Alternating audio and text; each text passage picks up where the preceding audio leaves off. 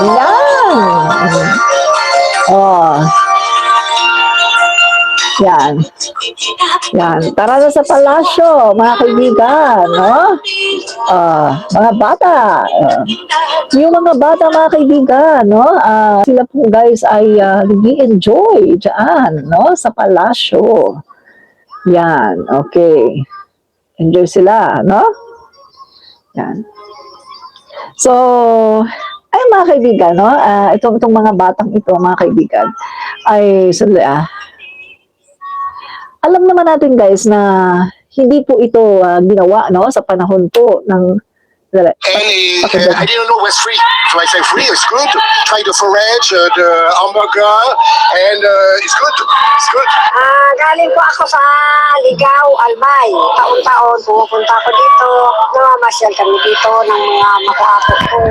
Masaya po kasi first time ko po. Tapos open po to sa lahat ng relihiyon. Salamat po sa pagbukas dito kasi masaya po yung mga kapatid ko. Para di nakakapunta sa iba't ibang lugar. Para di makagala. Dito lang po. Malapit sa bahay.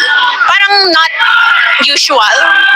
Kasi parang hindi mo karaniwan nakikita yung Malacanang na puro maraming parang circus or something ganun or may pakain na ganyan. And hindi mo makikita often na bukas sa publiko ang Malacanang. So, kasi po parang napapakita po natin na hindi po sila like snobby or something or parang may pake po sila sa taong bayan. Very privileged kasi parang first time namin maka-join sa ganito. Tapos, syempre hindi namin alam na may ganito pala. Tapos, ang maganda sa kanya, free lang. Lalo na yung mga public, nakapasok din siya. So, may chance kami mga maliliit na business or mga entrepreneurs. Malaki po kasi nakadagdag sa Christmas namin. So, yung income namin gumanda-ganda this Christmas. Nagpapasalamat po kami kasi parang ang experience po namin dito, ang saya-saya ng mga tao. Tapos ang di namin nakalain, may free food tasting yung mga tao. So, ang maganda, pag natikman nila yung free taste, bibili sila sa amin, no? Tsaka, syempre, yung mga ordinaryong tao, na-experience sila sa Malacanang. So, parang very nakakasaya. Tsaka, feel namin yung paso kasi may choir, free rides. So, parang sa isang Pilipino, napakaganda ng experience. I think the people should participate of public life, and what he did is exactly it should continue. Maybe it was the first time, but not the last one, and he should continue to do that because the people should feel it belongs to this what happened in the country. So, President, thank you very much. Salamat po. To President Bongbong Marcos, I think that this is a very good idea. I think this is one way to really understand the people and get closer to them as a president. Considering your higher standing, it's very much appreciated that you're able to lend a hand and reach out to people and open the Malacanang to the public. So mga kaibigan, since umupo po si PBBM, no, noong 2022, mga kaibigan, eto po ang ginawa ni PBBM, no? Binuksan po niya ang Malacanang. Start po yan, December 16 ang start. So, nung December 16 pa po yan, no? Nag-start na mag-open po ang Malacanang for public. Sa mga pamilya, kahit sinong tao po ay open po dito, pwedeng pumunta. Dito, unang-una muna, merong misa. May misa po sa umaga at pagkatapos po ng misa ay meron pong mga puto bumbong, meron pong libreng puto, may libreng hot chocolate, kape, at sa gabi naman mga kaibigan ay meron ding pamisa, tapos meron din pong mga rides para po ito sa mga bata. So, guys, nakapunta ako dito nung last year. Tuwang-tuwa po yung mga bata. Lalo-lalo na mga kaibigan, no, maraming pumupunta dito na mga, yung talagang hindi po talaga sila nakakasakay doon sa mga rides, sa mga bata. Kasi mga magkakapatid sila, tapos salat sila sa pera. So, doon lang nila naranasan na sila ay makasakay sa mga iba-ibang mga rides.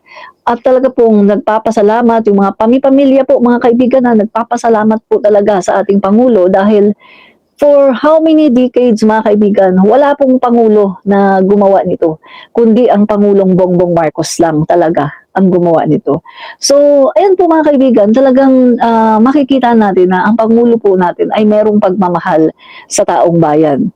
Talagang pamilya po ang pumupunta dito sa Malacanang para mag-pray, no? May misa, pagkatapos may pagkain, tapos sa gabi naman po ay meron naman pong misa din, tapos meron pong pagkatapos ng misa, andyan po, enjoy ng mga bata, meron pong mga rides, no? Iba-iba. So maganda po ito mga kaibigan, kung kayo ay nasa Metro Manila lang naman, so punta po kayo dito sa Malacanang at mag-i-enjoy po talaga kayo. Ang inyong pamilya mga kaibigan, inyong mga anak ay mag-i-enjoy talaga dito.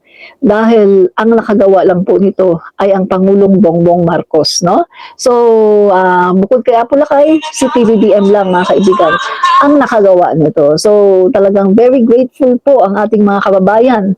Kasi guys, nakita nyo naman 'di ba ang Malacanang, hindi po 'yan binubuksan ng napakaraming mga naging pangulo ng Pilipinas. Hindi po nakakapasok ang mga common tao. Ayan, may mga bibingka, oh. Yan, hindi po nakakapasok yung mga common tao at marami nga po hindi alam kung ano ang itsura ng Malacanang. Pero nung itong si Pangulong Marcos na po ang Pangulo ng Pilipinas, ay open po ang Malacanang in public. Pag-start po ng December 16, pwede na po kayong pumunta sa Malacanang para yan po, yan. Sa umaga, meron pong misa, simbang gabi po yan, simbang gabi, tapos may puto bumbong, may merong mga kakanin, may pakape, merong hot chocolate, yan, ganyan po. Tapos sa gabi naman, doon po yung may mga rides, no, sa mga bata, at sa gabi meron ding ang alam ko sa gabi meron ding misa Tapos after the mass, yan na yung maglalaro yung mga bata. So para talaga silang nasa parke na sila ay makakapaglaro. So eto mga guys, no, napakaganda itong ginagawa ng Pangulo natin na pinaparamdam po talaga niya sa taong bayan yung pagmamahal niya sa taong bayan. Wala pong nakagawa nito kahit sinong Pangulo, si Apulacay lang at saka si PBBM, no?